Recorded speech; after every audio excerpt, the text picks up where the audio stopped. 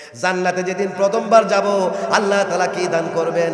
নবীজি কোরআন থেকে জবাব দিলেন, ওয়া ইউসকাউনা ফিহা কাসান কানা মিজাজুহা জানজাবিলা আইনান ফিহা তুসাম্মা সালসাবিলা।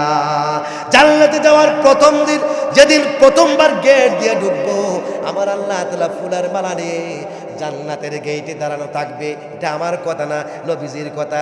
ইস্তাকবিলুনি রাব্বি উম্মতি, আল্লাহ স্বয়ং নিজে আমার উম্মতরে জান্নাতের গেটে দাঁড়ায়া ফুলের মালা পরাবেন। বলেন সুবহানাল্লাহ। এক হাতে ফুলের মালা পরাবেন, আর এক হাতে রং সাখাবেন, সালসাবিল ঝর্ণার পানি। রং সাখাবেন, কি খাওয়াবেন? সালসাবিল ঝর্ণার পানি খাওয়াবেন। হুজুর 3 নম্বরে কি খাওয়াবেন? মাছের কলিজা। 4 নম্বরে কি খাওয়াবেন? গরুর গোশত। হুজুর গরুর গোশত তো এমনি খাওয়া যায় না, ভাত লাগে না হইলে রুটি লাগে। ওই যে আমার আল্লাহ তাআলা এই আকাশকে আরেকটি আকাশ দ্বারা, এই জমিনকে আরেকটি জমিন দ্বারা পরিবর্তন করে ফেলবেন। আর হযরত আব্দুল্লাহ ইবনে ওমর, মুসলিম শরীফের হাদিস, নবীজি বলছেন এই আকাশ এই জমিনটারে আমার আল্লাহ তাআলা এরকম উলট পালট করে বিশাল একটা নানমুটি বানায়া জান্নাতুল ফিরদাউসে গরু আছে, ওই গরু জবাই কইরা গোশত পোনা করিয়া আপনারে আমারে প্রথম দিন গরুর গোশত দিয়া নানরুটি খাওয়াবেন। আওয়াজ দিয়ে বলেন না সুবহানাল্লাহ। প্রশ্নের উত্তর পাইছেন নি?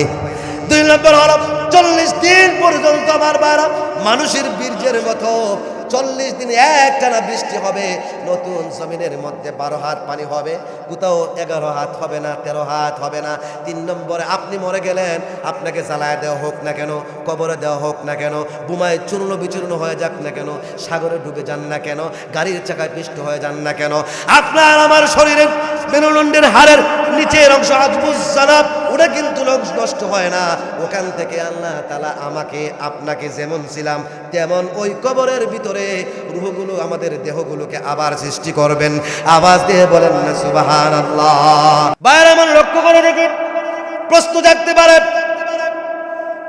জাগতে পারে সবুজ পাহাড় শূন্য আকাশে ওঠার পরে ওই পাহাড় যখন উঠতে শুরু করে দিয়েছে, পাহাড়টা সোনালি হয়ে গেছে, এবার পাহাড় টুকরা টুকরা হয়ে যখন জমিনের মধ্যে পড়বে, ওই অবস্থায় সবুজ পাহাড় সবুজ থাকবে নাকি সোনালি কালার হবে নাকি আরেকটা কালার হবে? প্রশ্ন আছে না নাই? এই প্রশ্নের জবাব আল্লাহ তাআলা এই কোরআনের মধ্যে দিয়েছেন। প্রত্যেকটা আয়াতের প্রত্যেকটা অক্ষরে 10টা করে নাকি আমার আমলনামায় লেখা হচ্ছে, আপনার আমলনামায় লেখা হচ্ছে। আমার বায়রা, কিয়ামতের দিন একটা নেকির জন্য কত মানুষ জাহান্নামে চলে যাবে, কথা বলেন ঠিক কিনা? ঘন্টার পরে ঘন্টা আমরা ওয়াজ করি, কোরআনের কোনো আয়াত নাই। মায়ের কিচ্ছা, বাবার কিচ্ছা, বাংলা বাজারে কিচ্ছা, কথা হয় না রে আমার ভাইরা। আল্লাহ রাব্বুল আলামিন বললেন, ওয়াতাকুনুল জিবালু কাল ইহিনিল মানফুশ।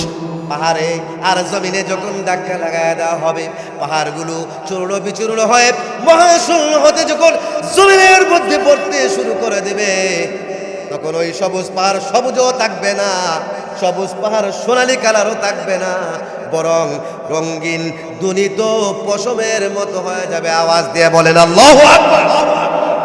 লেফের দোকানে দেখছেন নি, এখন শীতের দিন মানুষ তোষক বানাবে, তো দোকানে দেখবেন এই তুলারে একটা লাড়ি দিয়া বাইরায়নি, দেখবেন পশম লাল, নীল, সাদা, কালা বিভিন্ন রঙের পশম। আল্লাহ রাব্বুল আলামিন বললেন, শোনো, জমিনের পাহাড়ে যখন ধাক্কা লেগে যাবে, জমিনও শেষ হয়ে যাবে, পাহাড়ও শেষ হয়ে যাবে, ধুনিত তুলার মতো পশমের মতো রং বেরং বিভিন্ন কালার ধরে ওই পাহাড় শূন্য আকাশ থেকে তামাম পৃথিবীর জমিনে পড়তে শুরু করে দিবে। বলেন সুবহানাল্লাহ। হুজুর পড়ে গেলে কি হবে? আল্লাহ তাআলা বলতেছেন, ফায়াদারুহা কাআন সাফসাফা। হুজুর পাহাড় তো সবুজ ছিল, আকাশে ওঠার পরে উঠতে শুরু করলো, ওই পাহাড় সোনালি হয়ে গেল। ধাক্কা লাগার পরে টুকরা টুকরা হইয়া পশমের মতো ধুলিকণার মতো জমিনে যখন পড়তে শুরু হলো, ওই সোনালি কালারের পাহাড় সবুজ কালারের পাহাড় রং বেরঙ্গের রং ধরে নাই কালার ধারণ করলো। আমরা জানতে চাই, পাহাড় যখন জমিনের মধ্যে আবার পড়ে যাবে, পাহাড় জমিনের মধ্যে না আকাশের মধ্যে? পাহাড় আকাশের মধ্যে। কোন দেশের আকাশে পাহাড় থাকে? আশ্চর্য ব্যাপার, পাহাড় জমিনের মধ্যে ছিল, জমিন থেকে আকাশে উঠছে, তারপরে উড়ছে, তারপরে অ্যাক্সিডেন্ট করছে, তারপরে আবার জমিনের মধ্যে পড়ছে। হুজুর, সবুজ পাহাড় আকাশে উঠটা কত কাণ্ড কীর্তি ঘটায়া আবার যখন জমিনের মধ্যে এসে পড়লো, এবার ওই সবুজ পাহাড়কে আবার সবুজ হবে নাকি আর একটা কিছু হবে? আল্লাহ রাব্বুল আলামিন সূরা ওয়াকিয়া 27 নম্বর পারার আরেকটা আয়াতে আপনার প্রশ্নের জবাব ১৫০০ বছর আগে দিয়ে দিয়েছেন। আমার আল্লাহ বলেন, ওয়াবুসাতিল জিবালু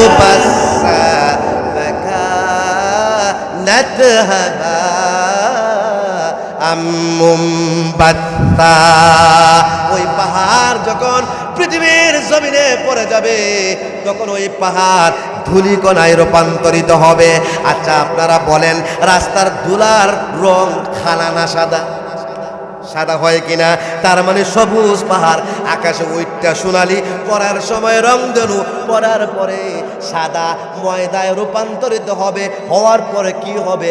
আল্লাহ বললেন, ফায়াদারোহা ওয়ান সফসফা, তামাম পৃথিবীর জমিনে এই পাহাড়কে এমনভাবে আমি বিছায়া দিব, লা তারা ফিহা ইবাজা ওয়ালা আমতা, তামাম পৃথিবীর জমিনে তিল পরিমাণ উঁচু নিচু দেখতে পারবে না। আওয়াজ দিয়ে বলেন না সুবহানাল্লাহ। ইসরাফিলের সিংহার আওয়াজ বাজতেছে না বন্ধ হয়ে গেছে?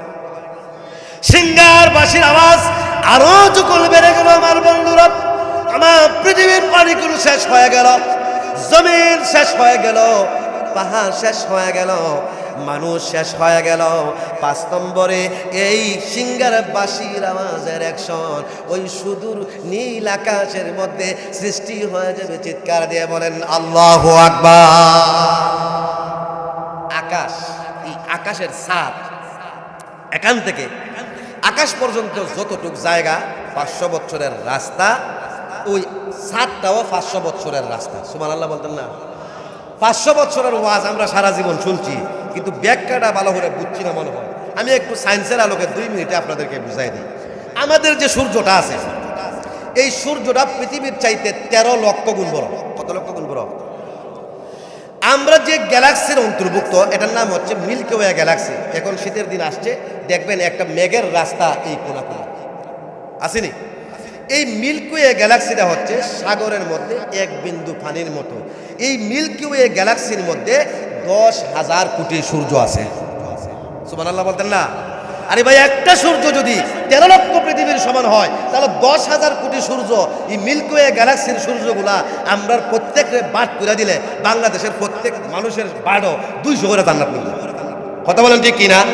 বাইরে আমার এই মিল্কি ওয়ে গ্যালাক্সি, এই যে আমরা আকাশের মধ্যে দেখি না দুই একটা মেঘের রাস্তা, সেকেন্ডে 3 লক্ষ কিলোমিটার যদি যান, সেকেন্ডে 6 লাখ কিলোমিটার। পৃথিবীতে এমন কিছু আছে আলো ছাড়া? এই সেকেন্ডে 3 লক্ষ কিলোমিটার যদি আপনি যান, তাহলে এই 1.5 হাত জায়গা আপনি ফাড়ি দিতে আপনার লাগবে 1 লক্ষ বছর। সুবহানাল্লাহ হইতেন না? 100,000 1 লাখ।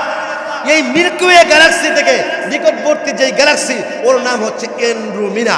ওখানে যাইতে আপনি যদি একটা গাড়ি বানান, যে এটাই 1 সেকেন্ডে এক হইতে হইতে 3 লাখ মাইল জায়গা। এখান থেকে ঢাকা 300 মাইল ধরলাম, এখান থেকে ঢাকা, আর পৃথিবীর ওই মাথা থেকে ই মাথা মাত্র 24,000 মাইল। তাহলে 3 লক্ষ মাইল যদি আলো যায়, এই গতিতে আপনার এন্ড্রোমিনায় যাইতে লাগবে 26,50,000 বছর। সুবহানাল্লাহ জোরে কইতেন না? 30,000 কোটি সূর্য আছে, এক একটা সূর্য আবার 13 লক্ষ গুণ বড়। এরকম হাজার হাজার গ্যালাক্সি মিলিয়া হলো গ্যালাকটিক গ্রুপ, হাজার হাজার গ্যালাকটিক গ্রুপ মিলে হলো সুপার গ্যালাক্সি। অসংখ্য অগণিত সুপার গ্যালাক্সি এই আকাশের নিচে জমিনের উপরে আছে। এবার আন্দাজ করেন, কিয়ামতের আগ পর্যন্ত মানুষ আকাশে যাইব তো দূরের কথা, আপনার মিল্কি ওয়ে গ্যালাক্সিতে যাওয়া সম্ভব হবে না। কথা বলেন ঠিক কিনা? তাহলে আল্লাহ যে বলেন 500 বছরের রাস্তার সমান, ওই আকাশের 7টা ফুট, আমরার বিল্ডিং এর 7 4 ইঞ্চি 6 ইঞ্চি 10 ইঞ্চির উপরে কেউ ডালাই দেয়, তো এই ছাদ যদি এত ফুর হয়, এই ছাদের মধ্যে অ্যাকশন শুরু হয়ে যাবে। সুবহানাল্লাহ বলতেন না? আল্লাহ রাব্বুল আলামিন বললেন, শুনো, ইয়াউমা তামুরুস সামাউ মাওরা, স্মরণ করো ওই সময়ের কথা। 5 নম্বরে হযরত ইসরাফিল আলাইহিস সালাতু ওয়াস সালামের সিংহার বাঁশির আওয়াজের অ্যাকশন ওই আকাশে যখন শুরু হয়ে যাবে, ওই আকাশটা প্রবলভাবে কাঁপতে শুরু করে দিবে। বলেন সুবহানাল্লাহ। ভূমিকম্প আইলে বিল্ডিং এর ছাদ কাঁপে না? কাঁপে না? পৃথিবীতে ভূমিকম্প চলতেছে, পাহাড় শেষ হয়ে গেছে, জমিন শেষ হয়ে গেছে, মানুষ শেষ হয়ে গেছে, প্রাণী জগৎ শেষ হয়ে গেছে। এবার পৃথিবীর জমিনের ভূমিকম্পের অ্যাকশন, জমিনের ছাদ ওই আকাশের মধ্যে শুরু হবে। আকাশটা যখন কম্পন শুরু হয়ে যাবে, এবার প্রশ্ন জাগতে পারে, হুজুর কাঁপতে শুরু করার পরে কি আকাশটা ভেঙে পড়ে যাবে? না না না, সিস্টেমলি পড়বে। কিভাবে ভেঙে পড়বে? আল্লাহ তাআলা বললেন, ওয়া ইদাস সামাউ ফুরিজাত, আকাশে যখন কম্পন শুরু হয়ে যাবে, আস্তে আস্তে আকাশের মাঝে মাঝে ছিদ্র হওয়া শুরু হবে। বলেন সুবহানাল্লাহ। কেউ প্রশ্ন জাগতে পারে, হুজুর তাহলে এখন কি ওই আকাশের মধ্যে এত বড় বিশাল আকাশ, কুল কিনারা নাই, ওই আকাশে কি একটাও ছিদ্র নাই? না, ছিদ্র নাই। আল্লাহ তাআলা বললেন, আফালাম ইয়ানজুরু ইলাস সামাই ফাওকাহুম কাইফা বানাইনাহা ওয়া যায়্যানাহা ওয়া মা লাহা মিন ফুরুজ। আল্লাহ তাআলা বললেন, দুনিয়ার মানুষেরা কি তাদের মাথার উপরের বিশাল ওই আকাশের দিকে তাকায় না? কুঠিবিহীন ওই আকাশটা আমি যদি দাঁড় করাতে পারি তাহলে আমার শক্তি কতটুকু, আর ওই আকাশটাকে আমি সাজালাম। শুধু তাই নয়, আল্লাহ বললেন এই বিশাল আকাশের কোথাও তিল পরিমাণ ছিদ্র নাই। আওয়াজ দিয়ে বলেন সুবহানাল্লাহ। আকাশ যখন কাঁপতে শুরু হবে, আকাশ ছিদ্র হয়ে যাবে। এবার আরেকজন প্রশ্ন করে, হুজুর আকাশে কম্পন শুরু হলো, আকাশ ছিদ্র হয়ে গেল, ছিদ্র হওয়ার পরে আকাশের মধ্যে কি হবে? আপনার এই প্রশ্নের জবাব আল্লাহর কোরআনের মধ্যে আছে। আমার আল্লাহ নিজেই আপনার প্রশ্নেরও জবাব দেন। আমার আল্লাহ তাআলা বললেন, ইদাস সামাউ শাক্কাত ওয়া আযিনাত লিরাব্বিহা ওয়া হুক্কাত। আকাশ যখন কাঁপতে শুরু করবে, আকাশ যখন ছিদ্র হয়ে যাবে, তখন আকাশটা ফেটে যাবে। আবার প্রশ্ন জাগে, হুজুর আকাশ কাঁপতে শুরু করলো, আকাশ ছিদ্র হয়ে গেল, আকাশ ফেটে গেল, হুজুর ফাটল যে দিবে, ফাটল দেওয়ার সিস্টেমটা কি? ফাটার সিস্টেমটা কি? কুনাকুনি ফাটবো না ফাতারে ফাটবো না দিগালে ফাটবো নাকি প্রশ্নে ফাটবো? প্রশ্ন আছে না নাই? এই প্রশ্নের জবাব আমার আল্লাহ কোরআনের মধ্যে দিয়েছেন। আপনারা বলতে পারেন, হুজুর আমরার মনে এত প্রশ্ন নাই, আপনি কই থেকে প্রশ্ন আনছেন? আপনার মনে প্রশ্ন না থাকতে পারে, মানুষের মনে অবশ্যই প্রশ্ন আছে। প্রশ্ন যদি না থাকতো আমার আল্লাহ এই কোরআনের মধ্যে জবাব দিতেন না। আমার আল্লাহ এই প্রশ্নের জবাব দিতে গিয়ে বিশ্ব নবী মুহাম্মদ সাল্লাল্লাহু আলাইহি ওয়াসাল্লামের উপরে আরেকখান আয়াত নাযিল করলেন। আমার আল্লাহ তাআলা বললেন, ইয়াউমা তাশাক্কাকুস সামাউ বিল গামাম ওয়া নুজ্জিলাল মালাইকাতু তানজিলা। আকাশ যখন কাঁপতে শুরু করবে, 2 নম্বর আকাশ ছিদ্র হয়ে যাবে, 3 নম্বর আকাশ ফেটে যাবে, 4 নম্বর ফাটার সিস্টেম হলো মেঘমালা যেমন ফেটে একটা টুকরা থেকে অনেকগুলো খণ্ড বিখণ্ড হয়ে যায়, ওই আকাশটা এরকম ফেটে যাবে। এবার আরেকজনের প্রশ্ন, আকাশ তো এখন ফাটা না, আকাশের দরজা আছে, দরজাও দেখা যায় না। হুজুর আকাশ যখন ফেটে যাবে ওই সময় তো কোনো মানুষ বেঁচে থাকবে না। যদি বেঁচে থাকতো তাহলে আকাশটা দেখতে কেমন লাগতো? আমরার প্রশ্ন। আল্লাহ বলেন, অসুবিধা নাই বান্দা, আমি তো জানতাম তোর মনের মধ্যে এই প্রশ্ন আসবে, এই জন্য আমি জবাব কোরআনের মধ্যে দিয়েছি।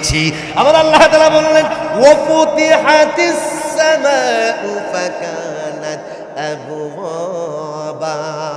আকাশ যখন ফেটে যাবে ওই সময় যদি কোনো মানুষ জীবিত থাকতো আর আকাশের দিকে তাকাতো তাহলে সে দেখতে পেত ওই আকাশের মধ্যে অসংখ্য অগণিত দরজা সৃষ্টি হয়ে গেছে। বলেন সুবহানাল্লাহ। আকাশ দেখতে কেমন? আকাশ দেখতে কেমন? সবাই জুড়ে বলেন কেমন? লাল না নীল? ভাইয়ের আমার এবার প্রশ্ন হলো, হুজুর পাহাড় তো সবুজ আছে, তারপরে সোনালি হলো, তারপরে রঙিন হলো, তারপরে সাদা হলো, আকাশ তাহলে নীলই থাকবে নাকি লাল হয়ে যাবে? প্রশ্ন আছে না নাই? এই প্রশ্নের জবাব আমার আল্লাহ 27 নম্বর পারা সূরা রহমানের মধ্যে প্রদান করেছেন। আল্লাহ তাআলা বললেন, শুনো, ফাইদান শাক্কাতিস সামাউ ফাকানাত বারদাতান কাদ্দিহান ফাবিআইয়ি আলা'i রাব্বিকুমা তুকাদ্দিবান। আকাশ যখন কাঁপতে শুরু করবে, 2 নম্বরে আকাশ ছিদ্র হয়ে যাবে, 3 নম্বরে আকাশ ফেটে যাবে, 4 নম্বরে আকাশের মধ্যে দরজা সৃষ্টি হবে, 5 নম্বরে নীল আকাশটার নীল থাকবে না, ওই নীল আকাশটা রক্ত গোলাপ বর্ণে রঞ্জিত চামড়ার মতো হয়ে যাবে। বলেন না সুবহানাল্লাহ। হুজুর রক্ত গোলাপ বর্ণে চামড়ার মতো যখন পাতলা হয়ে যাবে, আকাশটার অবস্থা কি হবে? তখন আল্লাহ তাআলা 17 নম্বর পারা 1ম নম্বর সূরা সূরাতুল আম্বিয়া নবীদের সূরা 10 নম্বর পৃষ্ঠার মধ্যে দিয়েছেন, ইয়াউমা নাতবিস সামাআ কাতাইস সিজিল লিল কুতুব। 6 নম্বরে আল্লাহ ওই আকাশটারে এরকম পাস করে করে কিতাবের পৃষ্ঠার মতো আমার আল্লাহ তাআলা গুছায় নেবেন। বলেন সুবহানাল্লাহ। গুছায় নেওয়ার পরে কি হবে? এই প্রশ্নের জবাব বিশ্বনবী মুহাম্মদ সাল্লাল্লাহু আলাইহি সাল্লাম তার হাদিসের মধ্যে প্রদান করেছেন।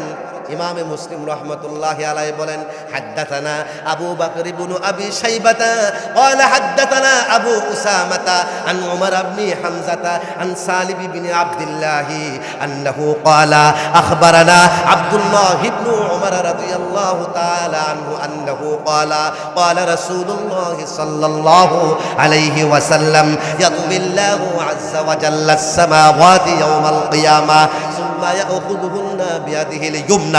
আল্লাহু আকবার, আল্লাহু আকবার। আমার বন্ধুরা আমার, হযরত ইমাম মুসলিম বলেন, আমাকে এই হাদিসটা বর্ণনা করেছেন আবু বকর ইবনে শাইবা, তিনি বলেন আমাকে হাদিসটা বলেছেন আবু উসামা, তিনি বর্ণনা করেছেন উমর ইবনে হামজা থেকে, তিনি বর্ণনা করেছেন সালিম ইবনে আব্দুল্লাহ থেকে, সালিম ইবনে আব্দুল্লাহ হাদিসটা বর্ণনা করেছেন নবীজির নাতি সাহাবী হযরতে ওমরের ছেলে আব্দুল্লাহ থেকে। তিনি বলেন বিশ্বনবী মুহাম্মদ সাল্লাল্লাহু আলাইহি সাল্লাতু ওয়াসসালাম বলেছেন, ওই আকাশটাকে কিতাবের পৃষ্ঠার নাই আমার আল্লাহ বাস করার পরে কুদরতি ডান হাতের মধ্যে নিয়ে নিবেন। বলেন সুবহানাল্লাহ। হুজুর আকাশ কাঁপতে শুরু করে দিল, আকাশ ছিদ্র হয়ে গেল, আকাশ ফেটে গেল, আকাশে দরজা সৃষ্টি হলো, আকাশকে কিতাবের পৃষ্ঠার ন্যায় বাস করা হলো, আকাশকে আল্লাহ কুদরতি ডান হাতে নিলেন। তারপরে আমার আল্লাহ কি করবেন? কথা কয় না রে, আপনারা ঘুম লাগছেনি? বন্ধ করে দিতাম নি, শেষ করে দেই। কতক্ষণ চলতো? কতক্ষণ চলতো? জোরে বলেন, কতক্ষণ চলতো? তাহলে একটা ইয়েস কোড ভেরি গুড, জোরে জোরে বলবেন। আমি তো অসুস্থ মানুষ, আলোচনা করতে। ভাইরা আমার, বন্ধুরা আমার, এই প্রশ্নটা এখানে রেখে দিলাম, সামনে উত্তর দিব। লক্ষ্য করে দেখেন, তাম পৃথিবীর প্রাণী জগৎ শেষ হয়ে গেল, জমিন শেষ হয়ে গেল, মানুষ শেষ হয়ে গেল, পাহাড় শেষ হয়ে গেল, আকাশও শেষ হয়ে গেছে। এবার 6 নম্বরে আমার আল্লাহ রব্বুল আলামিন ওই সিঙ্গার বাঁশির আওয়াজের অ্যাকশন, ওই চাঁদ, ওই সূরজ, ওই তারকারাজির মধ্যে শুরু হয়ে যাবে। বলেন সুবহানাল্লাহ। একটু জিকির করেন, লা ইলাহা ইল্লাল্লাহ।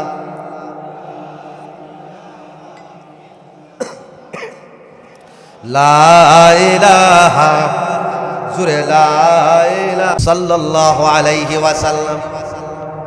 প্রশ্ন জাগতে পারে, হুজুর আল্লাহ চাঁদ কেন বানালেন, সূর্য কেন বানালেন? প্রশ্ন আছে না নাই?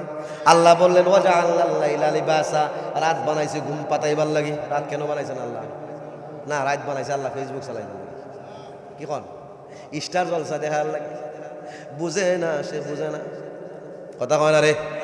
আমরা আর ঘরের কাজ বুঝছে না, পাশের বাড়ির ছোলের মধ্যে আমারটা খুব ভালো বোঝে বড় গিয়া মা। কথা কয় না রে। রাত বানাইছেন ঘুমের জন্য, দিন বানাই বানাইছেন কাজের জন্য, মাল কামানোর জন্য। এখন ঘুমাতে যদি হয়, খুব বেশি অন্ধকার যদি হয়, রাত্রে পেশাব করতে উঠবেন, প্রস্রাব করতে, তাহলে আন্ধারের সময়, এখন এমনি কারেন্ট আছে, আগে তো কারেন্ট আসিন না, টর্চ লাইটও আসিল না, কথা বলেন ঠিক কিনা? ডিম লাইটের দরকার আছে না নাই? কাজ করতে গেলে আলোর দরকার, ফ্লাশ লাইটের দরকার আছে না নাই? আমার আল্লাহ তাআলা বললেন ওয়াজআলাল কমারা ফীহিন্না নূরা ওয়াজআলাশ শামসা সিরাজা। বান্দারে দিনের বেলা যেন কাজ করতে পারো, এজন্য আমি আল্লাহ সূর্য নামক ফ্লাশ লাইট বানায় দিলাম, আর রাতের বেলা আরামে যেন ঘুমাতে পারো, এজন্য ডিম লাইট ওই আকাশের চাঁদ বানায় দিলাম। বলেন সুবহানাল্লাহ। হুজুর বুঝছি চাঁদ সূরজ কেন বানাইছে, তারা কেন বানাইলেন? বা কথা কয় রে, তারা কেন বানাইলেন? আল্লাহ বলেন ওমা জারালাকুম ফিল আরদি মুখতালিফান আলওয়ানু। আল্লাহ বলেন এই পৃথিবীর জমিনটারে নদী দিয়া, খাল দিয়া, বিল দিয়া, ক্ষেত খামার দিয়া, পাহাড় দিয়া, তরুলতা দিয়া, ফুল দিয়া, ফল দিয়া, গাছ দিয়া আমি আল্লাহ সাজাইছি মানুষ সুন্দরের পূজারী। কথা বলেন ঠিক কিনা? তাহলে জমিনটা তোমার ঘর, ঘরের ছাদ হলো আকাশ, আকাশটাও সাজানোর দরকার। এই জন্য আল্লাহ বললেন ইন্না যায়্যানাস সামাআদ দুনিয়া বিজিনাতিল কাওয়াকিব, I decorated the sky of the land. এই পৃথিবীর জমিনের আকাশটারে আমি সাজিয়েছি 22টার, আমি চাঁদ, ওই সূর্য দ্বারা এবং তারকারাজি দ্বারা ওই আকাশটাকে সাজালাম। আমার আল্লাহ তাআলা বললেন 6 নম্বরে ওই সূর্যের মধ্যে আমার বায়রা হযরতে ইসরাফিলের বাঁশির আওয়াজের অ্যাকশন শুরু হয়ে যাবে। আল্লাহ তাআলা বললেন ইযাশ শামসু কুওয়িরাত। আল্লাহ তাআলা বললেন শুনো, অ্যাকশন যখন শুরু হবে, এখন আর জমিনের মতো, পাহাড়ের মতো, আকাশের মতো লম্বা করব না। বুঝতে পারতেছে আপনাদের কষ্ট হয়, কারণ কিচ্ছার আওয়াজ মজা লাগে, কিচ্ছার আওয়াজ মজা লাগে। তাফসীরুল কোরআন, এটা মাহফিল দেই, তাফসীর মাহফিল, তাফসীরুল কোরআন বিল কোরআন মজা লাগবে না, শর্টকাটে বলবো। আল্লাহ বললেন সূর্যের আলোকে নিভায়া দেওয়া হবে, the sunlight will be switch off, সূর্যের আলো নিভায়া দেওয়া হবে। কেউ প্রশ্ন করতে পারে হুজুর there is no problem, there are moon light on the sky. হুজুর অসুবিধা নাই, সূর্য যদি নিভায়া দেওয়া হয়, সূর্য যদি সুইচ অফ করা হয়, আকাশের মধ্যে চাঁদ আছে, চাঁদের আলোতে চলতে পারবো। আল্লাহ তাআলা said us in the another verse of the holy Quran, আল্লাহ তাআলা কোরআনের অন্য একটা আয়াতের মধ্যে বলেছেন ওয়া খাসাফাতিল কামার, the moonlight will be switch off too। আমি আল্লাহ তাআলা চাঁদের আলো নিভায়া দেব। আওয়াজ দিয়ে বলেন না সুবহানাল্লাহ। সূর্যকে নিভায়া দেওয়া হবে, চাঁদকে নিভায়া দেওয়া হবে। এই যে সূর্য প্রতি সেকেন্ডে 9 লক্ষ কিলোমিটার বেগে চলে, বলেন সুবহানাল্লাহ। সূর্য প্রতি ঘন্টায় কয় লক্ষ মাইল যায়? কয় লক্ষ মাইল যায়? কথা বলেন। 9 লক্ষ মাইল বেগে সূর্য যায়, তারপরেও চাঁদের নাগাল পায় না। আল্লাহু আকবার বলতে লাশ-শামসু ইয়ামবাগি লাহা আন তুদরিকাল কমারা ওয়ালাল লাইলু সাবিকুন নাহার। সূর্য 9 লক্ষ কিলোমিটার গতিবেগে উড়ার পরেও, চলার পরেও চন্দ্রের নাগাল পাবে না, রাত দিনের আগে চলতে পারবে না। কিন্তু এই কিয়ামতের দিন সূর্য যখন নিভায়া দেওয়া হবে, চন্দ্রকে নিভায়া দেওয়া হবে, প্রশ্ন তারপরে কি হবে? আল্লাহ বলেন তারপরে কি হবে শুনতে চাও? আমার কোরআন তো পড়ো না, কোরআনের মধ্যে রে বান্দা আমি জবাব দিয়েছি। আল্লাহ তাআলা বললেন ওয়াজুমিআশ শামসু ওয়াল কমার। আল্লাহ তাআলা সেদিন নিবানু চাঁদ আর সূরজ দুইটারে একত্রিত করে ফেলবেন, বলেন সুবহানাল্লাহ। কেউ যদি বলে হুজুর সূর্যের আলো নিভায়া দেওয়া হলো, চাঁদের আলো নিভায়া দেওয়া হলো, তারকার আলো কি হবে? আল্লাহ তাআলা বললেন ফাইদান নুজুমু তুবিসাত, তারকারাজির আলো নিভায়া দেওয়া হবে।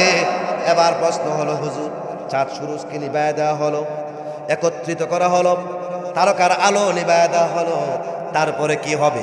আমার আল্লাহ বললেন ওয়া ইদাল কাওয়াকিবুন তাতারাত। সূর্যকে নিভানোর পরে, চাঁদকে নিভানোর পরে, সূর্য আর চাঁদ একত্রিত করার পরে, তারকারাজি একত্রিত করার পরে আলোচনা এখানে রাখলাম, আবার এসে সূরা দিব। 7 নম্বরে আল্লাহ তাআলা ওই সিঙ্গার বাঁশির আওয়াজের অ্যাকশন আমরার বঙ্গোপসাগর আর সৌদি আরবের আরব সাগরের মধ্যে শুরু হবে। সুবহানাল্লাহ বলতেন না? ওয়াইদাল বিহারু সুজ্জিরাত, তাসজিরের দুই অর্থ, একটা অর্থ হলো বিলায় দেওয়া। তাম পৃথিবীর সমস্ত খাল বিল নদী নালা সাগর মহাসাগর সবগুলোকে একটার সাথে আরেকটা মিলায় দিয়া সৃষ্টির সূচনায় যেমন এই পৃথিবীতে পানি ছিল, কোনো জমিন ছিল না। সৃষ্টির সূচনায় এই পৃথিবীতে কি ছিল? عن عبد الله بن زيد رضي الله تعالى عنه قال قال رسول الله صلى الله عليه وسلم كتب الله مقادير الخلائق قبل أن يخلق السماوات والأرض ب50,000 سنة وكان عرشه على الماء। আমরা তাকদীর যখন লেখা হয়েছিল, ভাগ্য, তখন আল্লাহর আরশ পানির উপরে ভাসমান ছিল। ওই আবার সমস্ত সাগর মহাসাগরগুলো সবগুলো যখন মেলায় দেওয়া হবে, গোটা পৃথিবীতে একটা মহাসাগর সৃষ্টি হবে। মহাসাগর সৃষ্টি হওয়ার পরে ওয়াইদাল কাওয়াকিবুন তাসারাত, ওই সূর্যকে, ওই তারকাকে, ওই চন্দ্রকে এই মহাসাগরের পানির মধ্যে নিক্ষেপ করবেন। নিক্ষেপ করার পরে কি হবে? আল্লাহ বললেন ওয়াইদাল বিহারু সুজ্জিরাত। লাকড়ি দেখছেন না? লাকড়ি দিয়ে মানুষ ফাঁক করে না? আচ্ছা, আগুনটা নিবানোর পরেও এটার মধ্যে একটা আংরা থাকে না? থাকেনি? ধরতে পারবেন আংরা থাকে না? আর আধা ঘন্টা তো সূর্য যদিও নিবাই লাইছে, সাতকে নিবাই লাইছে, তারকাকে নিবাই লাইছে, কিন্তু আংরাটা তখন রয়ে গেছে। কথা বলেন ঠিক কিনা? আল্লাহ বললেন ওয়াইদাল বিহারু সুজ্জিরাত। আর আমি যখন ওই চন্দ্রকে, সূর্যকে, তারকা সমূহকে বৃষ্টির ফুটার মতো মহাসমুদ্রে নিক্ষেপ করব, তাম পৃথিবীর মহাসমুদ্রের মধ্যে সূর্য পড়ার কারণে, চন্দ্র পড়ার কারণে, তারকা নিক্ষিপ্ত হওয়ার কারণে গোটা মহাসাগরে দাও দাও করে আগুন জ্বলে উঠবে। আওয়াজ দিয়ে বলুন না আল্লাহু আকবার। জোরে একটু তাকবীর দেন, আল্লাহু আকবার। আরো জোরে বলেন আল্লাহু আকবার। সবচাইতে বড় কে? সবচাইতে মহান কে? না আমরার প্রধানমন্ত্রী হাসিনা, খালেদা জিয়া, আমরা এরশাদ, আমরার সুকুম আলী, আমরার কুতুম আলী? কে সবচাইতে বড়? আল্লাহু আকবার, আল্লাহু আকবার। বাইরে আমার আগুন যখন জ্বলে উঠবে, এবার আমার আল্লাহ রাব্বুল আলামিন হযরত আজরাইলকে জিজ্ঞেস করবে, রে আজরাইল, আমার সৃষ্টি জগতের ভিতরে এখন আর কারা কারা জীবিত আছে? হযরত আজরাইল বলবেন, আয় আল্লাহ তাআলা, আরশের উপরে আপনি আছেন, আরশ বাকি 8 জন ফেরেশতা জীবিত আছে। আমি আজরাইল, জিবরাইল, মিকাইল, ইসরাফিল এই 4 জন জীবিত আছি। আর মাত্র পৃথিবীর জ্বলন্ত মহাসাগরে ইবলিসের বেটা ইবলিস এখনো জীবিত আছে। আল্লাহ রাব্বুল আলামিন বলবেন 4 নম্বর জাহান্নামে যাও। কয় নম্বর জাহান্নামে? জোরে এখন কয় নম্বর? আপনারা উত্তর দিলে বুঝবো সজাগ আছেন, বুঝছেন না? ঘুমের মধ্যে ওয়াজ করে তার লাভ নাই। কয় নম্বর জাহান্নামে? 4 নম্বর জাহান্নামের নাম হলো লাযাব। সূরা হাক্কাত 29 নম্বর পারা আমার আল্লাহ বলেন, কাল্লা ইন্নাহা লাযা নাযাআতাল লিশশাওয়া তাদউ মান আদবারা ওয়া তাওয়াল্লা। এই জাহান্নামে তাম শয়তানের নাতিগুতি বাচ্চা কাচ্চা সব এই জাহান্নামে থাকবে। আর তাম পৃথিবীর হিন্দু যারা আছে এই জাহান্নামে থাকবে। আর মুসলমানের মধ্য থেকে যখন 500 টাকা মাদ্রাসায় চাওয়ার পরে হাতটা পকেটের মধ্যে ঢুকায় নাই, টাকাটা চিন্তা করছে কালকে বাজার করবো, এটা মাদ্রাসার দিয়ে লাভ নাই, ওয়াজামা জমায় রাখছে। ও আল্লাহ তাআলা বললেন, এই সমস্ত নামদারি মুসলমান যারা নামাজ পড়ছে, মাগনা টেকা লাগছে না, আর টেকার প্রশ্ন আইলে পকেটে হাত ঢুকাইছে না, এদেরকেও শয়তানের লোকে বাইন্দা আমি আল্লাহ ঢুকাইয়া দিব। বলেন নাউজুবিল্লাহ। বাইরে আমার এই জন্য মাদ্রাসার জন্য, মসজিদের জন্য, সমাজের জন্য, দুস্থ আত্মমানবতার সেবার জন্য, দেশের জন্য, দোষের জন্য যদি আপনার সাহায্য চাওয়া হয়, সামর্থ্য অনুযায়ী সবসময় দান করবেন। রাজি আছেন তো আমার ভাইয়ারা? আল্লাহ তাআলা বলবেন, আজরাইল রে ওই 4 নম্বর জাহান্নামে যাও, ওখান থেকে গিয়া 70,000 আযাবের ফেরেশতাকে সাথে নেয়া 6 নম্বর জাহান্নামটার নাম হলো সাইর। 6 নম্বর জাহান্নাম নাম কি? এর মধ্যে থাকবে তাম পৃথিবীর খ্রিস্টানরা, Bush, Tony Blair, Biden, Liz Truss, ঋষি সুনাক, এরা থাকবো 6 নম্বর জাহান্নাম। জাহান্নামটার নাম কি? সাইর। নাম কি? সাইর জাহান্নাম। ওখান থেকে গিয়া 70,000 আগুনের বর্ষা নিয়ে জ্বলন্ত মহাসমুদ্রে অবতরণ করে। সৃষ্টির সূচনা থেকে এখন পর্যন্ত সমস্ত মাখলুকাতের জান কবজ করার মধ্যে যত কষ্ট দিয়েছো তার চাইতে কয়েক গুণ বেশি কষ্ট দিয়া ইবলিসের বেটা ইবলিসের জানটা কবজ কর। সুবহানাল্লাহ বলতেন না? 70,000 বাহিনী নিয়ে জ্বলন্ত মহাসাগরে আইসা হযরতে আজরাইল, কিচ্ছা বলতেছি না, কোরআন থেকে বলতেছি, কোরআন থেকে ডাইরেক্ট বলতেছি। আজরাইল রায় কইব, আজরাইল রায় কইব, ইবলিস চারে কইব, কইনা ইবলিস চারে, আমার লোক কই ইবলিস চারে, ইবলিস চারে। ইবলিসটা কিন্তু আশেপাশে আছে, ঢুকতে পারতেছে না ফেরেশতার লাগি। এরপরও ওই যে আগের দিনে এক গড়ি আছিল, একবার চাবি দিলে 12 ঘন্টা ঘুরতো। ওই যে 12 ঘন্টা আগে চাবি দিয়ে দিছেন বাইরে, তিনি মাঝে মাঝে বাঘা বাঘা উঠতে যাইতেছে, কেন বুঝছেন? চাবি তো আগে দিয়ে দিচ্ছে। আর যারা চাবি দিতে পারছেন না তিনি যাইতে পারতেছে না, এর লেগে জোরে এখন ইবলিস চারে, ইবলিস চা হয়ে যখন ডাক দিব আমার বাবা, এর তো হুঁশ নাই, কি নাই? হুঁশ যখন ফিরে আসবে, শয়তান একভাবে পৃথিবীর পূর্ব প্রান্তে চলে যাবে, আজরাইল সামনে দাঁড়ানো, পশ্চিম প্রান্তে চলে যাবে সামনে দাঁড়ানো, আকাশের দিকে উঠবে সামনে দাঁড়ানো, জ্বলন্ত মহাসাগরের নিচে ডুব দিবে, সেখানেও আজরাইল হাজির। আইলামা তাকুলু ইউদরিকুমুল মাউতু ওয়ালাউ কুনতুম ফি বুরুজিম মুশাইয়াদা, সুরক্ষিত দুর্গের ভিতরে যদি আত্মগোপন করো সেখানেও আজরাইল পৌঁছে যাবে। কথা বলেন ঠিক কিনা?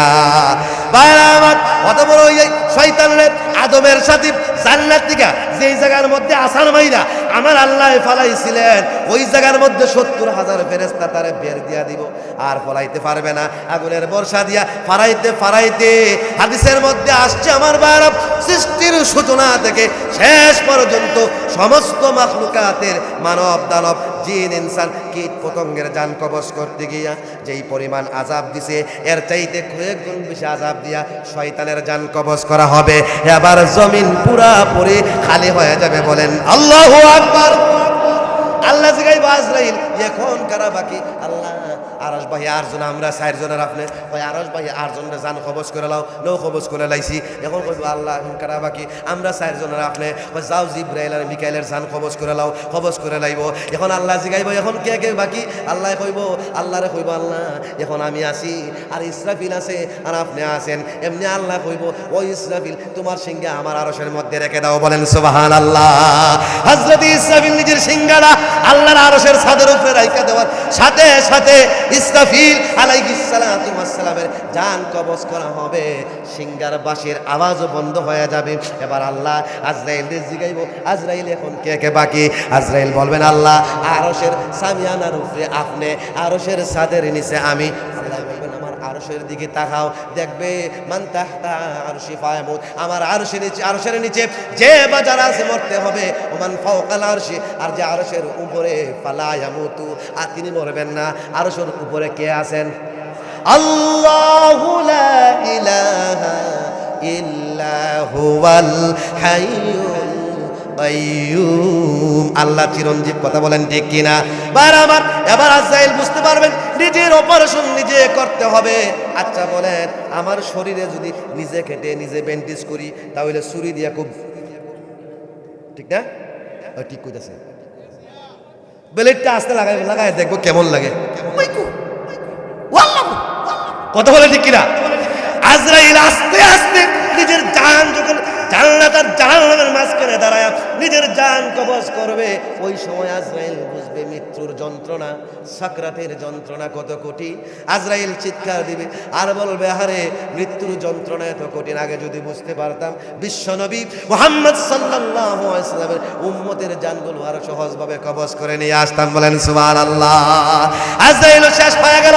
এবার আল্লাহ রাব্বুল আলামিন ওই যে কুদরতি ডান হাতে 7 আকাশ নিয়েছিলেন, সাতটা জমিন বাম হাতের মধ্যে নিবেন, নিয়ে আল্লাহ বলবেন আনাল মালিক, আমি হলাম মালিক। তুমি যে বলতাই জমিনটা আমার, এই বাড়িটা আমার, এই পরিষদ আমার, এই বিল্ডিং আমার, এই মার্কেট আমার, এই গাড়ি আমার, কথা বলেন ঠিক কিনা? আল্লাহ বলবেন আইনাল জাব্বারুনা আইনাল মুতাকাব্বিরুনা। আমার বলতা, আমার বলছি সবই আমার, কিছু নয়। ফাতাআলাল্লাহুল মালিকুল হক লা ইলাহা ইল্লা হুয়া রব্বুল আরশিল কারীম। মহামান্বিত আল্লাহ তাআলা তিনি হলেন প্রকৃত মালিক। আমি তো বুক দখলদার। আমি কি? আমি যেই বাড়িতে থাকি এই বাড়িতে আমার আগে আমার আব্বা আছেন, কে আছেন? আব্বার আগে দাদা আছেন, কে আছেন? দাদার আগে কে আছেন? দাদা আছেন। আমার পরে আমার ফুলা, তারপরে নাতি, তারপরে খন্তি। তাহলে আমি তো বাড়ির জায়গায় বাড়ি ফুইরা থাকলো, আমি থাকলাম না। তাহলে যদি মসজিদের জন্য, মাদ্রাসার জন্য 10 টাকা চাইলে তখন যে মাথাটা নিচের দিকে দেন, আল্লাহ বুঝি আপনারা দেখেন। কথা বলেন বন্ধুরা আমার, লক্ষ্য করে দেখুন। এবার ডান হাতে 7 আকাশ নিয়া, বাম হাতে 7 জমিন নিয়া কি করবেন প্রশ্ন যদি করেন, আল্লাহ তাআলা কুরআনুল কারীমের অন্য আয়াতে জবাব দিয়েছেন, ইয়াউমা তুবাদদালুল আরদু গায়রাল আরদি ওয়াস সামাওয়াতু ওয়া বারাজু লিল্লাহিল ওয়াহিদিল কাহ্হার। সিংহার প্রথম ফুৎকারে আল্লাহ ছাড়া যখন সব শেষ হয়ে যাবে, জান্নাত, জাহান্নাম, আরশ, কুরসি, লৌহ, কলম, আমাদের রুহু আর ইসরাফিলের সিংহা ব্যতীত সব শেষ। দ্বিতীয়বার ফু আরেকটা দিলে আমরা হাসরের মাঠে দাঁড়াইমু। এই প্রথম ফুৎকার শেষ হওয়ার পরে দ্বিতীয় ফুৎকার দেওয়ার আগে মাঝখানে 40 দিন, মাস অথবা বৎসর যাবে। এর মধ্যে 3টা কাজ হবে। 1 নম্বর হলো আল্লাহ এই আকাশটা আর একটা আকাশ দ্বারা, এই জমিনকে আর একটা জমিন দ্বারা পরিবর্তন করবে। এখন প্রশ্ন, হুজুর এই যে আপনার নাক মুসলেন, এটা দিয়ে কি মুসলাম? নাক পরিষ্কার করলাম, এটা আমি পকেটে বলবো না, ফেলে দিল। তো এই জমিনটা আমরা ব্যবহার করলাম, আকাশটা ব্যবহার করলাম, আল্লাহ বলছেন এটা ফাল্টাই দিব, তো কি আল্লাহ এটা ফালাই দিব? প্রশ্ন আছে না নাই? 1 নম্বর প্রশ্ন। 2 নম্বর প্রশ্ন হইল, মানুষ মরলে পরে, বালা হোক আর খারাপ হোক, বালা যদি হয় তাহলে তার আমলনামা ইল্লিয়িনের মধ্যে লেখা হয়, اكتبوا كتاب عبدي في عليين واعيدوه الى الارض فاني منها خلقتهم وفيها اعيدهم ومنها اخرجهم تارة اخرى। রাসূল পাক সাল্লাল্লাহু আলাইহি ওয়াসাল্লাম বলেন, নেককার যদি হয় তো আল্লাহ ফেরেশতাদের বলেন আমার বান্দার আমলনামা ইল্লিয়িনে লেখো, লিখে তার জানটারে খবরের মধ্যে দিয়ে দেও, কারণ আমি আল্লাহ তারে মাটির থেকে বানাইছি, মাটির থেকে আবার হাসরের মাঠে আমি বাইর করব। সুবহানাল্লাহ বলতে না? আর যদি খারাপ হয়, প্রথম আসমান থেকে একটা আসার দিব, একবারে সিলজিনের মধ্যে ফুচে দেবো, তাহলে সবাই তো এই জমিনের নিচে।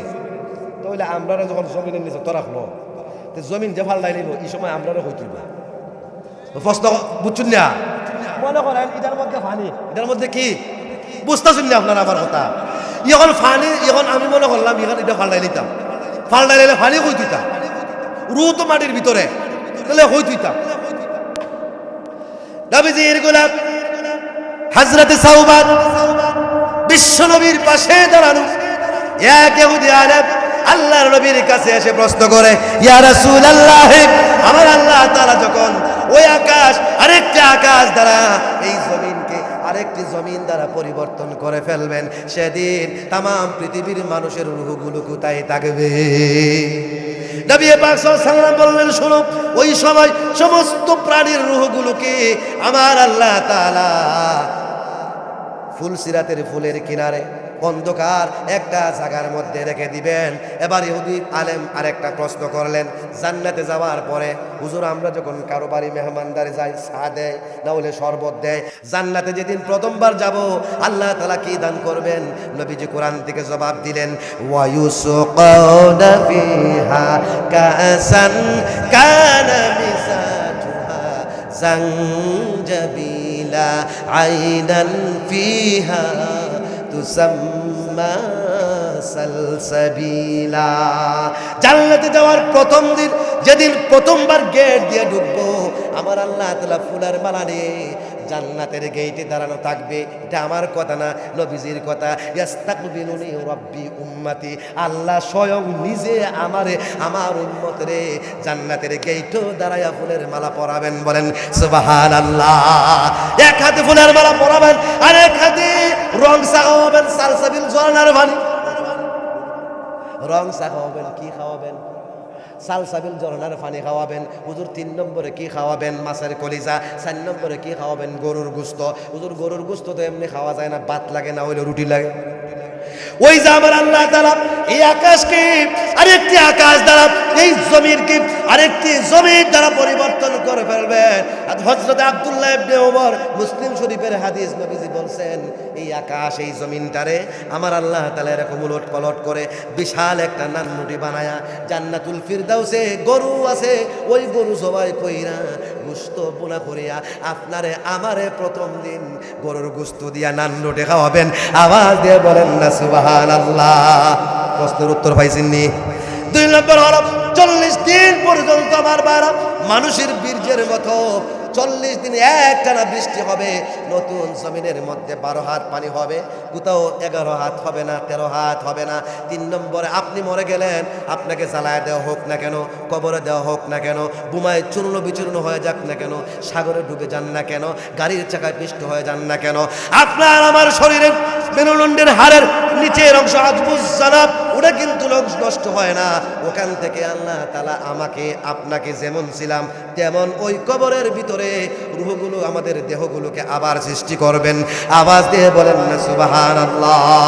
10 মিনিটের ভিতরে ওয়াজ শেষ করতেছি। এবার সিংহায় দ্বিতীয় ফুৎকার দেওয়ার ফালা, হাসরের মাঠ শুরু হওয়ার কথা। আচ্ছা বলুন, দ্বিতীয়বার যিনি সিংহায় ফুৎকার দিবেন ইসরাফিল, তিনি জীবিত না তিনি মৃত? হযরত ইসরাফিলকে জীবিত করা হবে, তিনি সিংহায় ফুৎকার দিবেন। খুব শর্টকাট মারতেছি, শর্টকাট কোনাকুনি মারতেছি। সিংহায় ফুৎকার দেওয়ার সাথে সাথে জান্নাতের ফেরেশতারা জাহান্নামের ফেরেশতারা হুশের মধ্যে চলে আসবেন। আরশবাহী ফেরেশতারা হুশের মধ্যে চলে আসবেন। জিবরাইল, আজরাইল, মিকাইল জীবিত হয়ে যাবেন। আল্লাহ বলবেন ইসরাফিল তোমার সিংহা রেখে দাও, আমার আরশের উপরে তোমার দায়িত্ব শেষ। জিবরাইলকে বলবেন জান্নাতুল ফিরদাউসে চলে যাও, বাকি 3 জনকে নিয়ে জান্নাতের বুরাক নিয়ে, জান্নাতের পোশাক নিয়ে আর প্রশংসার পতাকা নিয়ে নতুন জমিনে অবতরণ করে সবার আগে আমার বন্ধু মুহাম্মদুর রাসূলুল্লাহ সাল্লাল্লাহু আলাইহি ওয়াসাল্লামকে আমার দরবারে নিয়ে আসো। আমার নবী না দাঁড়ালে আমি কোন নবীকে হাসরের মাঠে দাঁড়ানোর পারমিশন দিব না। বাইরে আবার হযরত জিবরাইল জান্নাত থেকে এক জোড়া পোশাক নিয়ে, একটা উত্তম বুরাক নিয়ে আবু সাঈদ খুদরি থেকে সনদ পড়লে লম্বা হয়ে যাবে। তিরমিজি শরীফের হাদিস, প্রশংসার পতাকা ওটা ফাঁস হবে 500 বছরের রাস্তা। এখান থেকে আকাশ পর্যন্ত যতটুকু ওই পতাকার ফাঁসটা হবে ততটুকু, আর ওই পতাকার দৈর্ঘ্য হবে এখান থেকে দ্বিতীয় আকাশ পর্যন্ত যতটুকু ততটুকু। বলেন না সুবহানাল্লাহ। লাল ইয়াকুত পাথর দ্বারা মিহি করে আমার আল্লাহ এই পতাকা বানাবেন। হলুদ জবরদস্ত পাথর দ্বারা, রূপা দ্বারা পতাকার ডান্ডা বানাবেন। ওই পতাকা নিয়ে নতুন জমিনে অবতরণ করার পরে আমার ভাইয়েরা সারাটা জমিন তো সমতল ভূমিতে পরিণত হয়ে গেছে।